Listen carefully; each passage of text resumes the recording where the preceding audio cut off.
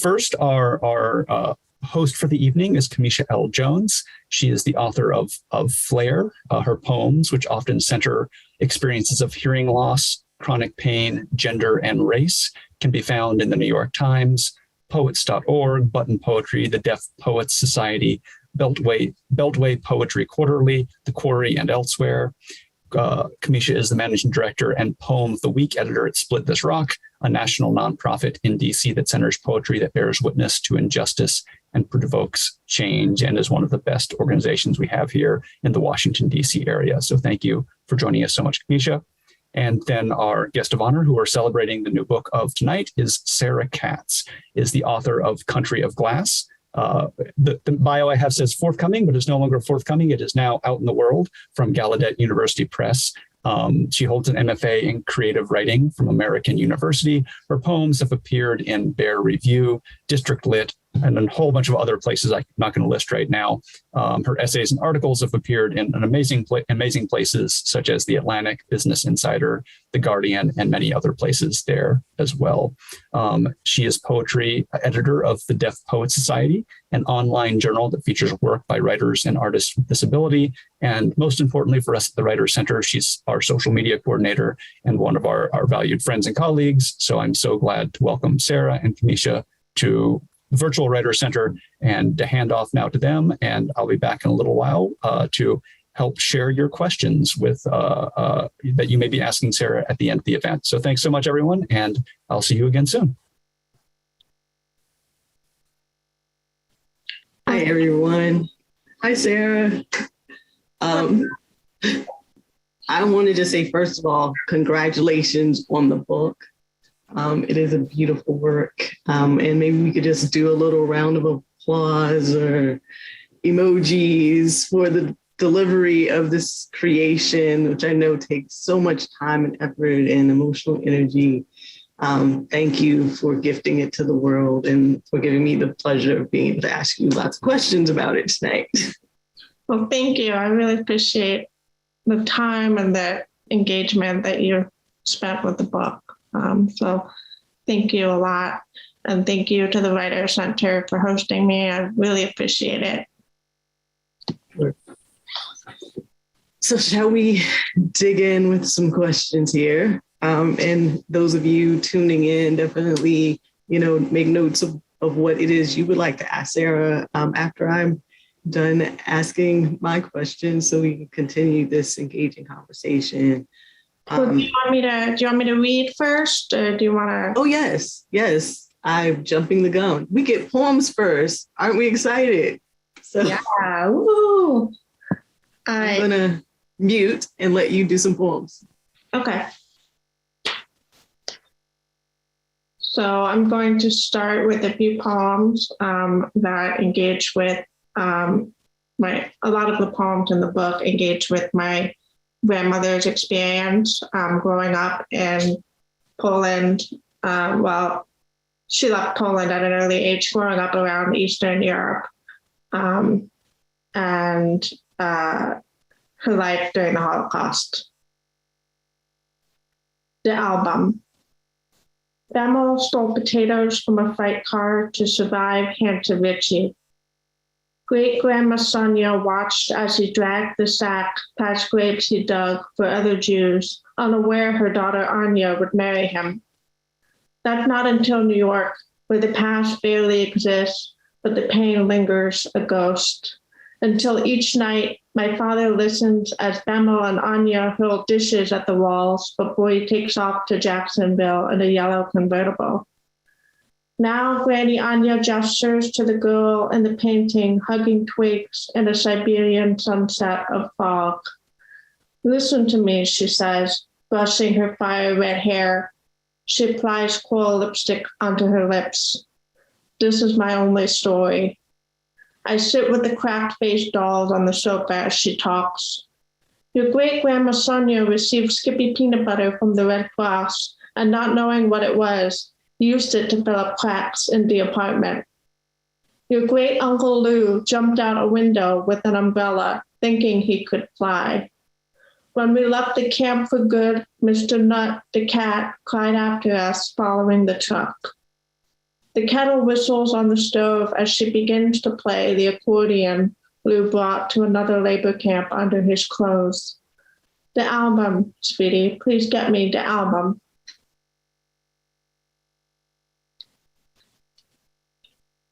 This one is called Memory, and it was inspired by a poem by Charles Simic, who is one of my idols. I can't remember the poem title at the moment, but it's called Memory. Great was the apartment, the goat that roamed its rooms, dreamed in a bed of hay. The voices steeped in borscht, the voices that don't return, spilled pillars of spice. I am the first child here. 70 years have passed. The forest arms still break my eyes. I still run with crooked fingers. I still want answers. A book of Pushkin to wear like a hat. Poland, scatter your music. I have no fingers. You'll have to whisper it into my ears. My ears are dead.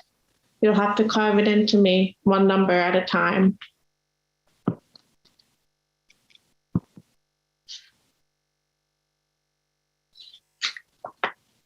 This next poem is based on a story that my grandmother told me.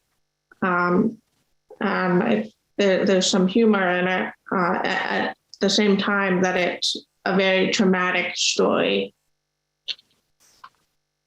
Leaving the village. So stupid, Mama and Tata can't decide what to take, the hats or the silver, as Bambi turned other houses into flames. Outside, Danusha waits with a matka and a long yellow sundress. Danusha, Danusha, I squawk from the 11th apartment window, but she doesn't budge, acts like she can't hear me, doesn't know me from Tata. Her body dim, something I can't touch, like fire or shadow. We're going, I shout to the statue of Danusha. This time she turns around and looks up at me with eyes blacker than blood-soaked dirt. What can I say? When Mama and Tata have stopped arguing, Danusha and her mother have disappeared. Then we are running, Mama's hand over my eyes. Something like Samolati above us open fire. Tick, tick, tick, tick, tick, and I am pushed upon the raining ground. When I open my eyes again, we are in a forest with sticks in our mouths. The trees shudder like they are coming alive.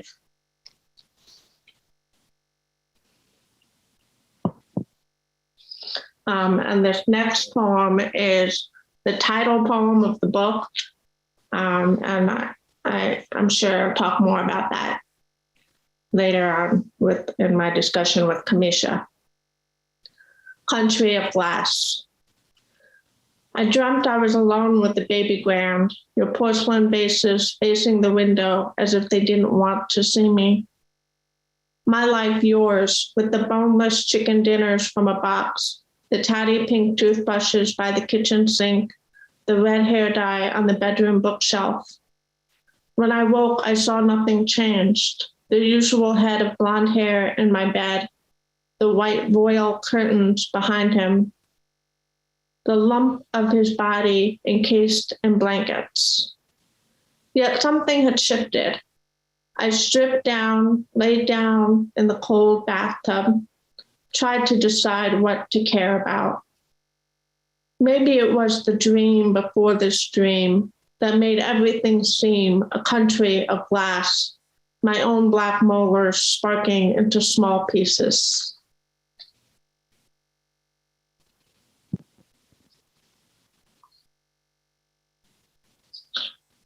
This next one has some surprising language in it.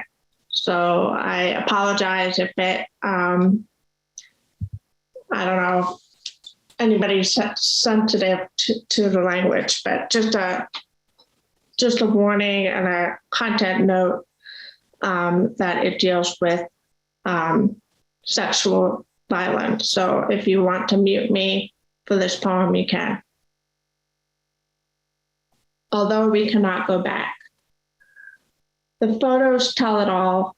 In one, Private England, a cigarette dangling from her mouth, is giving a jaunty thumbs up sign and pointing at the genitals of a young Iraqi who is naked except for a sandbag over his head as he masturbates. Seymour Hersh, Torture at Abu Ghraib, The New Yorker. Let us too leave it all behind, bury the hatchet, the photographs, your dreams of choking on an American's cock, or the shit spreading on your tongue into your thinning eyes as you forget your family, your body, the only remainder, but of what? Let us too open your palm of blood that we cannot wash away, but let us imagine your souvenir of pain, ringing doves of peace. Let us pretend for a moment this never happened, that even though we could, we would not leave marks that do not come from love. Would you have placed your mouth on mine, called me by my name? And what would my name from your mouth say? Would it say, I made this for you? Would it say?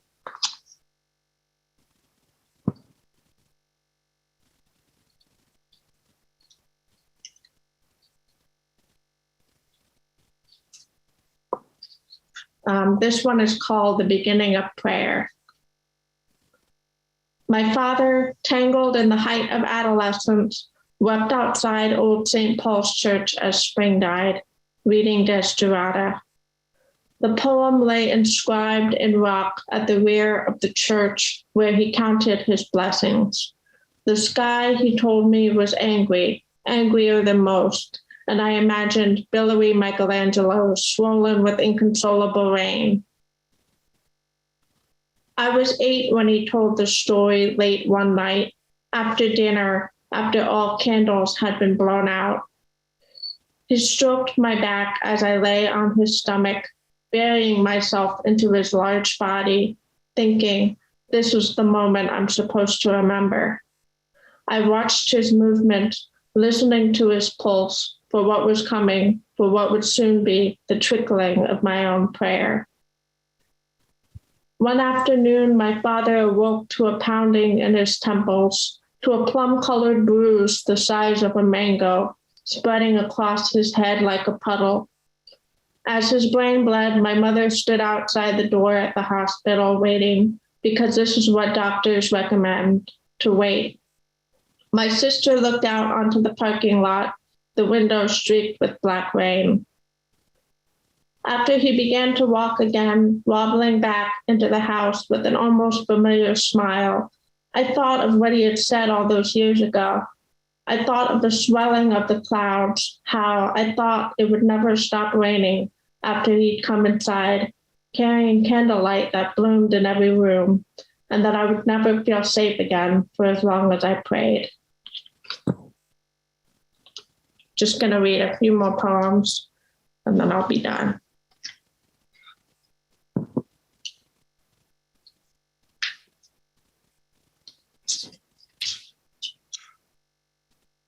This one is also about my father. Post-craniotomy. You appear dehorned with 2 holes on your head, an unsuspected devil newly redeemed. Your eyes stay closed. Seated on the bed, I watch your broad face shrink into a new country. Your forehead perspires. Under the plate of your chest, your red heart sinks and rises, body closed, motionless. The unknown world there bothers me, so I superimpose the idea of your eyeballs onto the fact of your face. For a moment you stare back, I think, black ponds trickling into my own. But it is me staring from the internal mirror, wandering without a map.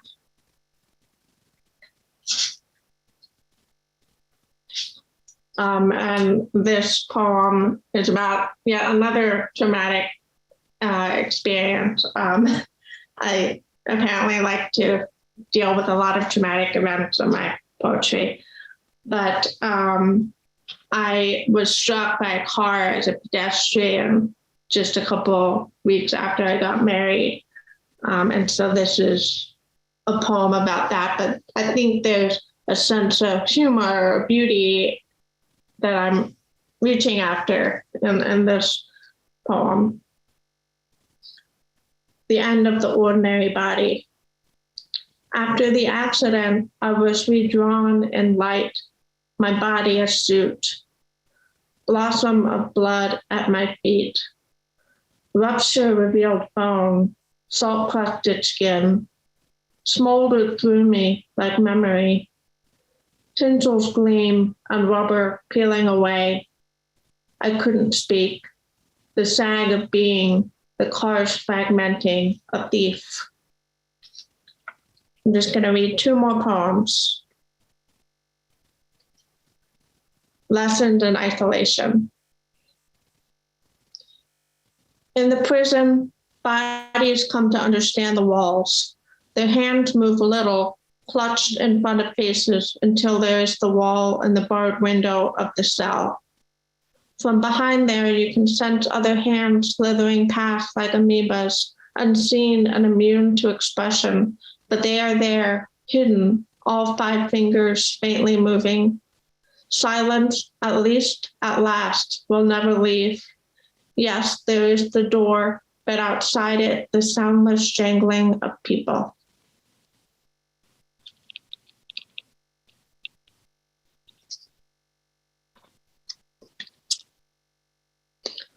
Open and open.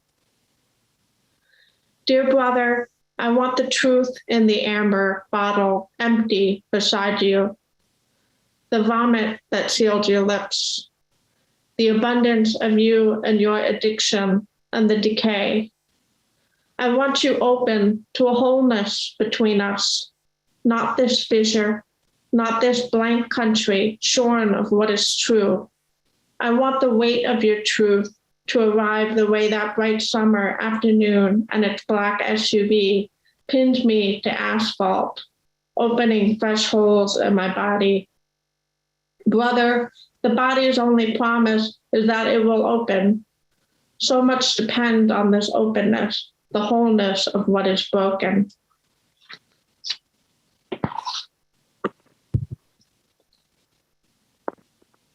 And I forgot to describe myself. I'm a white woman with long brown hair in a green room and a black shirt. Thank you so much, Sarah, for sharing your words and your work in this book. Definitely feeling a lot of gratitude tonight to have had a chance to experience it and now to hear you read it. So to give my visual description, I'm Kamisha Jones. I am a brown-skinned Black woman. I have a short tapered hairstyle. I'm wearing glasses, dangling earrings, hearing aids, and a green patterned shirt. And I'm within an office environment where there are bookshelves, books, candles, and a plant, among other things. So I've taken up the challenge of asking some questions of Sarah that would feel meaningful, hopefully, in this space. I wanted to just start us off to think about the title itself of the book. So I know that there's a poem of the same name that you just offered to us as well in the 3rd section of the book. When I think of a country of glass, I think about the word country, how it evokes the idea of place, both geographically and as in a place and time.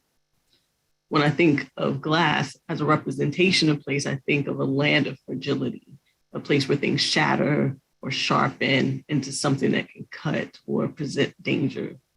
But I also think of how glass can be something that can hold a container, if you will, which your collection, is a container, and it holds all these themes of family and lineage and displacement, illness, disability, nature, violence, mortality, genocide. I wonder if you could talk to us about how you settled on the title of the book and what you hoped it would convey. And also if there are any connections between the title poem and the collection as a whole that you want to reflect upon. Yeah, so that's a really good question. So many of the poems in the collection are linked by this overarching theme of fragility, the fragility of the mind, of people, of communities. Just one little trauma can cause a ripple effect that can break up a system like a family or a society. But I settled on Country of Glass for a lot of reasons. And when I think of the phrase Country of Glass, I think about how my grandmother, who passed away at the beginning of the pandemic, she couldn't remember her home country, Poland. All she could remember was glass on the ground. She was 6 years old when she left. So that was literally all she could remember. But I also think of Kristallnacht, which translates to a night of broken glass.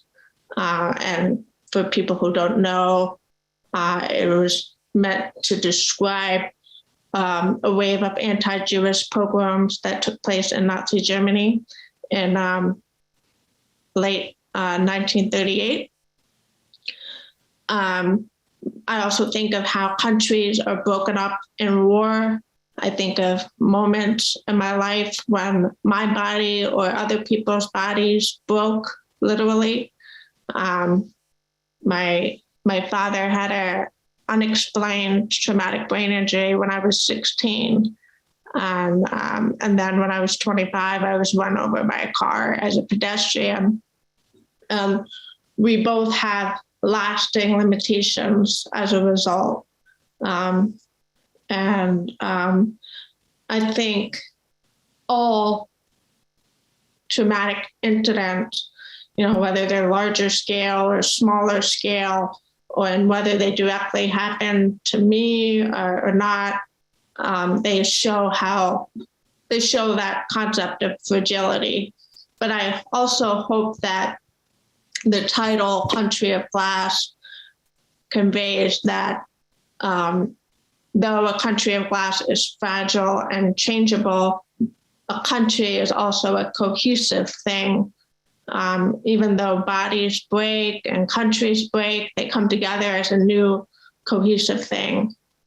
And as far as a connection between the title poem and the rest of the collection, that poem, Country of Glass, that I read is about a moment when I woke up from a dream in which I pictured myself living my grandmother's life in America.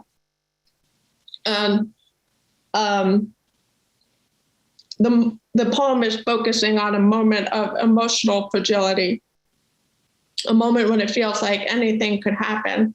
I could, be living her life. And I think the poem is talking to other poems in the book, like Memory, which was that poem inspired by Charles Simic, which explores exile and being out of touch with reality.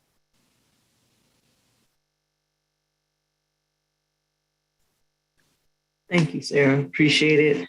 I know I'm getting some feedback in the chat that people are having trouble hearing me. So I want to do just a sound check. Can people hear me okay? We're okay? Okay. I'm going to try to speak up as well to make sure that's not a problem.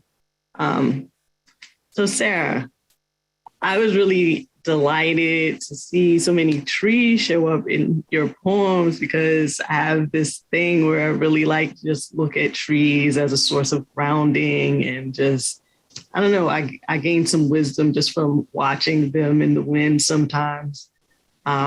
So I was really curious about your intentions or the inspiration behind trees showing up so often in some of these poems. So while I was writing the book, I noticed that there were a lot of trees, and I'm not really sure why they show up. But I I think, a lot of the book is about survival, and trees are necessary to our survival. Like, we literally can't live without trees.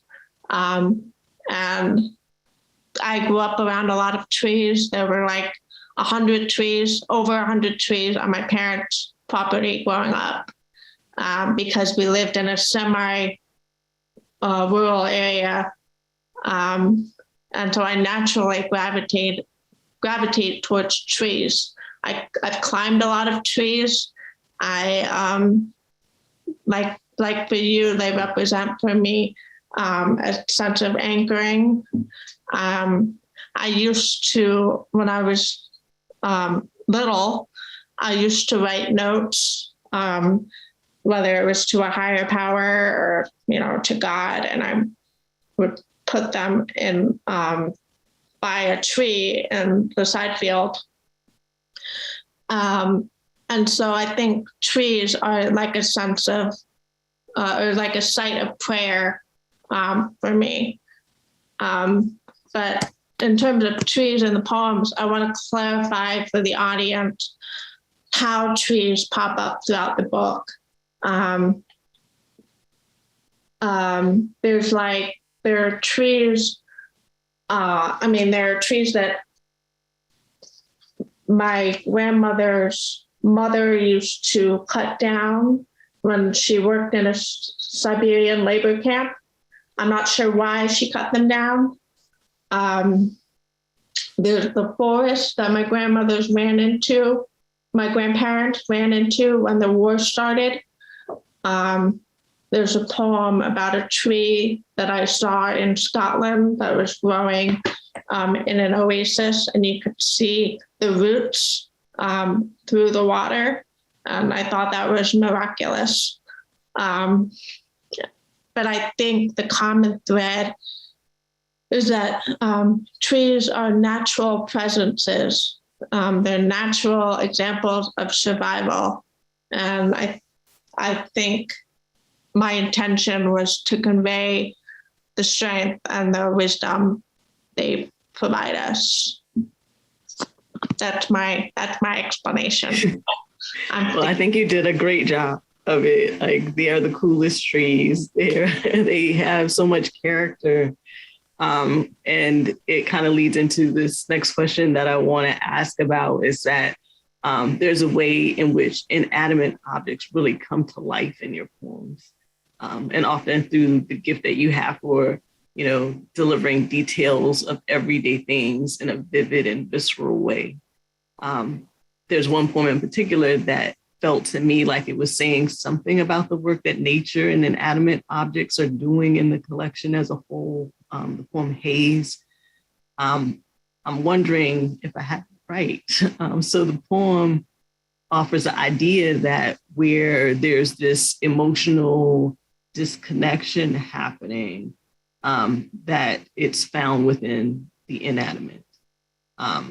I also think that the poem Amulet adds to this kind of idea that I've been swirling around in my brain about this, where knowing that amulets are objects that can protect and support. So could you talk a little bit about your focus on nature in general and inanimate objects, if there were particular meanings that you hope that approach would convey? Sure. So I think as a deaf person growing up in a hearing world, I have often felt alienated from other people. And I don't mean to say that being deaf is alienating. I think being deaf in a hearing and inaccessible environment is alienating and often alienating, depending on the environment. If you're deaf, you're more likely to have a mental illness. You're more likely to earn less. And generally, it's just more difficult. But that's not caused by deafness. That's caused by other people and a system that deprioritizes deaf and disabled people. But when I couldn't find connection with other people, I often found it in inanimate objects and in nature. I think that being deaf or hard of hearing makes you have a sense of humor, that being hearing, you can't have that same sense of humor. I'm constantly misunderstanding people. I think they said one thing when they said another.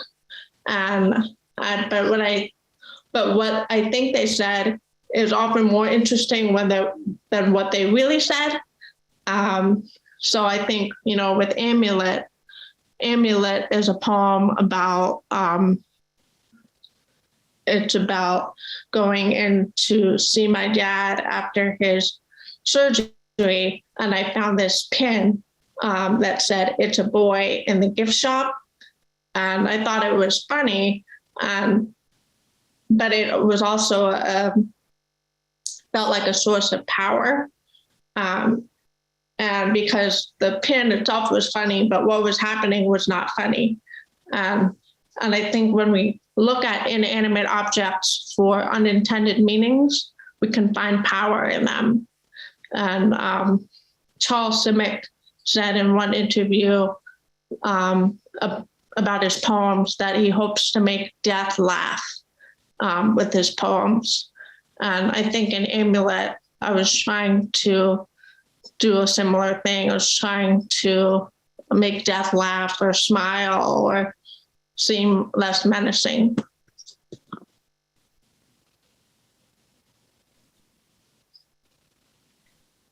Thank you. I appreciate those reflections, taking it all in. And I'm going to, since you're referencing deafness, I want to explore that a little bit more.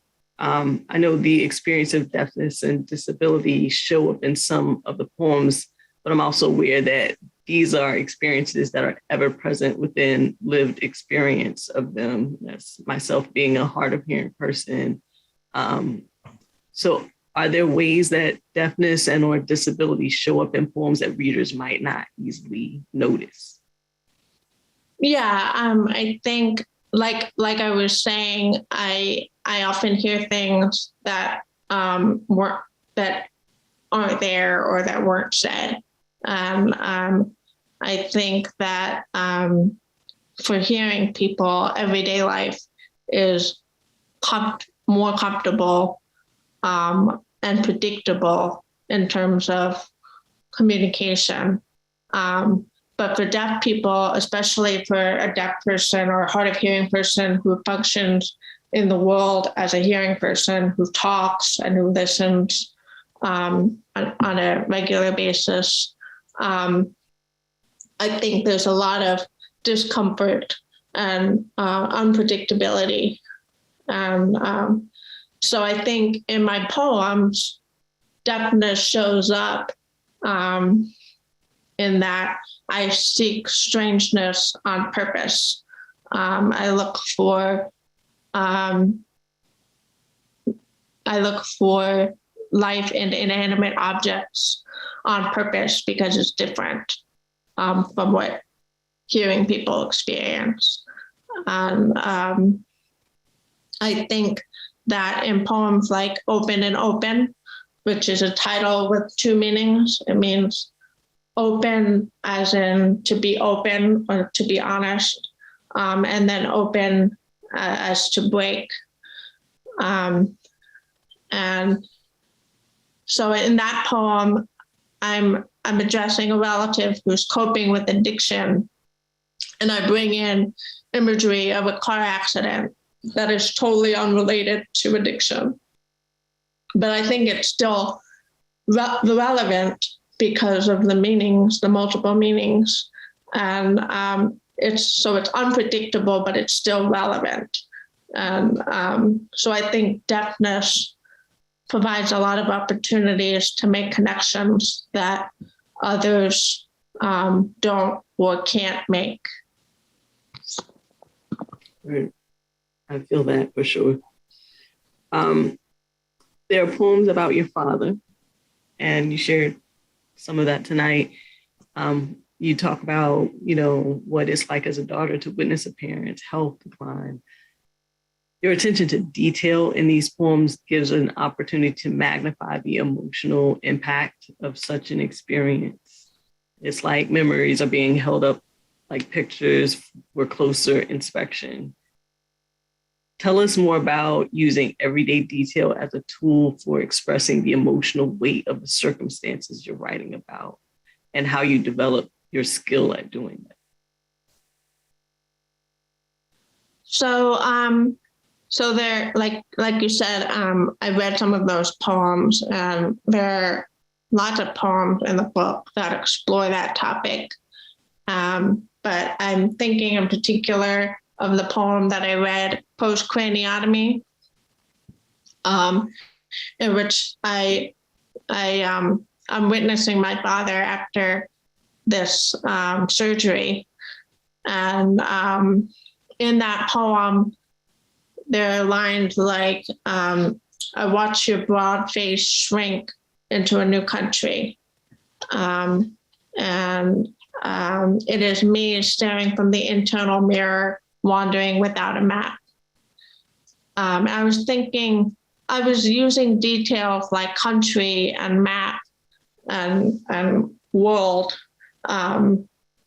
to convey the weight of losing a person or parts of a person, because people are our worlds. The people around us make up who we are, and who we are. Other people are the foundation to our identity, and yet identity is fragile and malleable, and yet we realign as new circumstances arise. We're always becoming different people. But I think that in terms of skill, that's a little hard for me to talk about. But I think that I'm naturally very drawn to economy of language. I think that in general, as a person in everyday life, I'm a very quiet person. I don't say much, and I think that also appears in my poetry. I mean, I say a lot, but my poems are short, and I have trouble going long. I'm actually working on a memoir right now, and my challenge is saying more. But I think in poetry, it serves me well.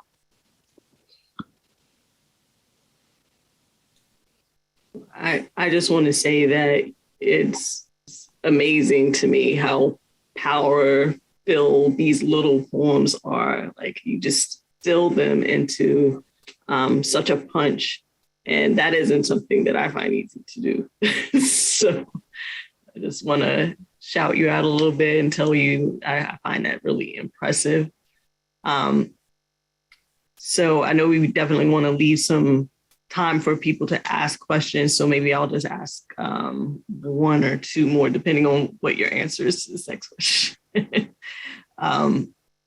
Let's go with, many of your poems speak to heritage and history, particularly history and heritage that's rooted in exile, displacement, violences like genocide.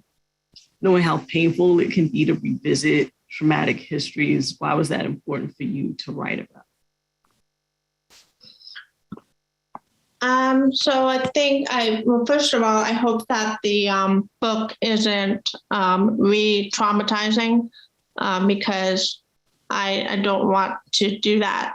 But I think that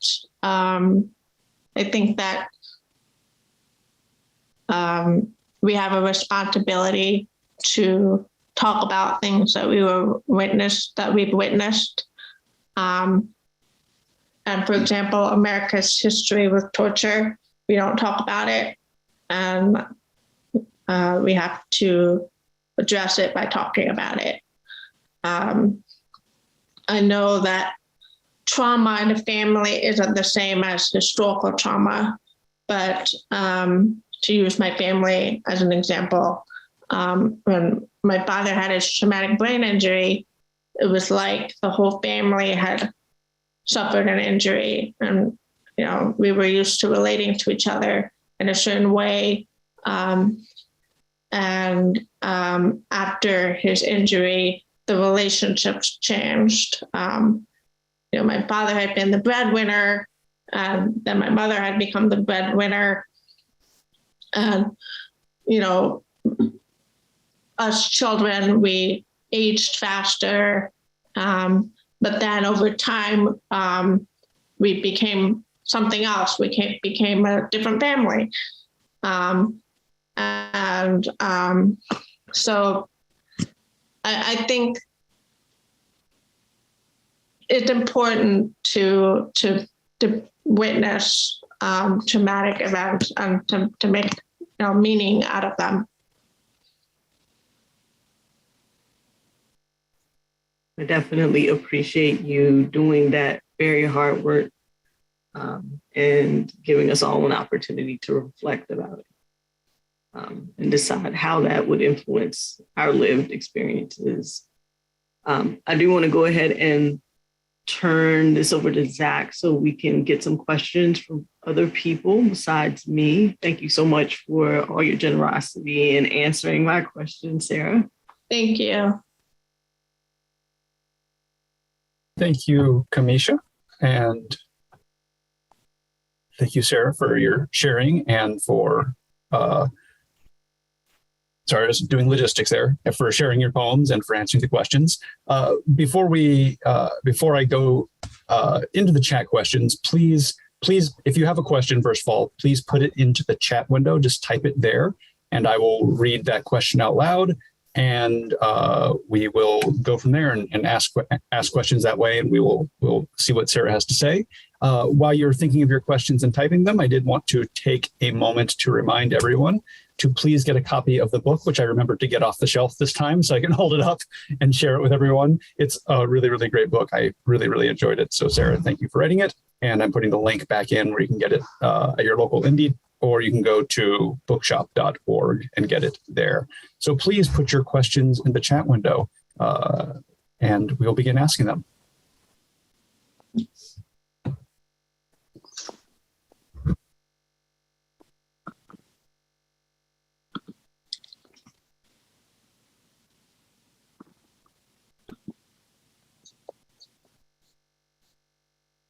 Well, while we're waiting, Sarah, I may ask, wait, we got one. Okay, here we go.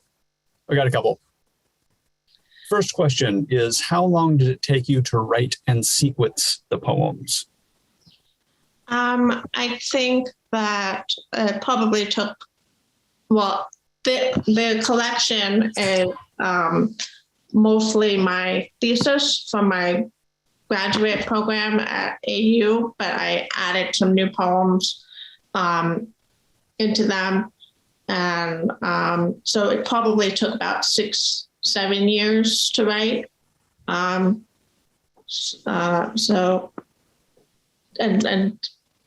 sequence the poems, I would say about the same amount of time.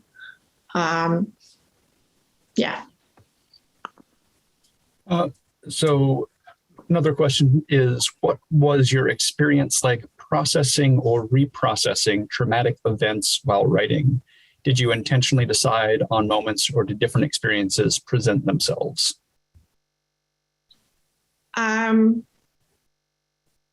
Well, when I wrote these poems, I was far away from the experiences. So in terms of processing them, I was able to have that distance and bring in kind of a more artistic or objective approach to them. But some of them I was very emotional while writing, like the one about Abu Ghraib. Was emotional writing that poem. And did I intentionally decide on a moment? I think, when for me, I have certain obsessions when I write poetry, and I think that those moments just presented themselves, I suppose, and but I tend to focus on the same events and write about them over and over again, and hopefully in new and interesting ways, rather than the same old. Thank you. Next is, I'm curious whether there are any poems that speak to your identity as a Cuer and how you frame that experience. So that's a good question. So for those of you who don't know, there's an ASL interpreter, and there's a cued speech transliterator or cued language transliterator. And cued speech is a visual representation of spoken language. And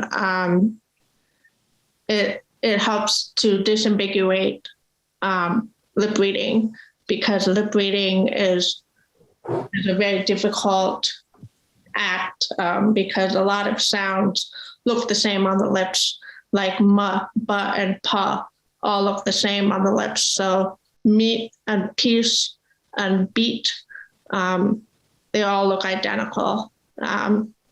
So cued speech helps to show the differences. Any poems that speak to my identity as a Cuer, I find it really difficult to write about cued speech in my poetry, because it's so natural, and it's so, I don't want to say it's not poetic, but it's hard to show cued speech on the page in poetry. So I think I specifically left that to nonfiction, personal essays. And I wrote an essay for the New York Times a couple of years ago about my identity as a Cuer. So no, there aren't any poems, but there is a poem about lip reading. So you might be interested in that. Thank you. Next question from our old friend Jonah Colson. What were some inspirations for the book, authors you return to? And a following note from Jonah, go American University MFA.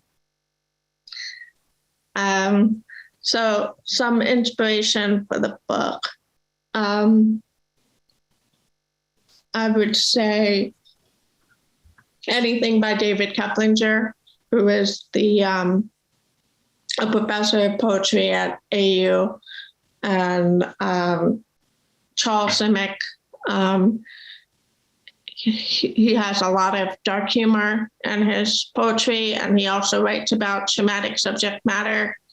But he writes about it in a funny way. And I hope that my poems sometimes do that. I know they don't always. So Charles Simic, Jean Verlaine, he was a French poet from like 20th century. And he writes prose poems. He wrote prose poems. And yeah, go AU. Great.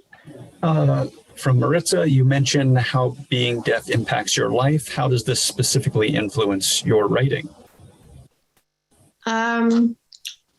So I think that in terms of, I hope that people see how deafness permeates the collection. I think even though the content of the poems don't always deal with deafness, like I said before, there's a lot of strangeness involved in being deaf. And I think my occupation with strangeness and with humor and mystery stems from that. And I'm a lot of the poets that I mentioned, they're also occupied with the marvelous or the strange. And so I hope that people understand that there's a lot of mystery and unanswered questions in the book. And I hope that people see how that is powered by experience with deafness. All right. Next question is, the book contains a lot of different poetic forms, sestina, erasure, prose. Which is your favorite, and how do you decide which forms to use? Well, that's my husband, and he knows that my favorite form is prose poetry. Prose poetry is like anti-poetry. And for people who don't know, prose poetry is when poems are written in boxes of prose. So they look like that. And I like them because they're like little fragments, and you can write a joke and it's a poem, or you can write a little story, a fiction story, and it's a poem. It could be a poem, it could be flash fiction, it could be whatever you want it to be. And so I really enjoy prose poetry. And how do you decide which forms to use? Well, for example, I wrote a sestina in the book, and the sestina is the poem about lip reading. And like I said, with lip reading, there's a lot of repetition of mouth movements. And in a sestina, there's a repetition of words. And I thought that was a nice match between the experience of lip reading and the form. So, sometimes formal decisions just pop up as you're trying to decide, as you're working with content. Great. Another question. Do you write on a schedule or when inspired? A couple questions here, actually. Do you write on a schedule or when inspired? Have you written something and then destroyed it later? And can you just elaborate on your writing space? Sure. I don't write on a schedule. I write when I'm inspired. And sometimes I go long periods without writing poetry. And right now is one of those times. I'm just writing memoir, and I move between genres because that works for me. And have I written something and then destroyed it later? I've definitely deleted a lot of things. Have I written something and destroyed it later? Yeah, I've deleted a lot of things. Elaborate on my writing space. I don't have a writing space. I write wherever I am, whether it's on the couch or in a cafe or in my office. It's kind of chaotic, but that's how my brain works. It's not very organized in there. All right, so we're about at the end of the time here. We had a request more than a question, which is, can you read the horse poem? And if you have the horse poem handy, we can end on this reading here and say thanks to everyone. Sure.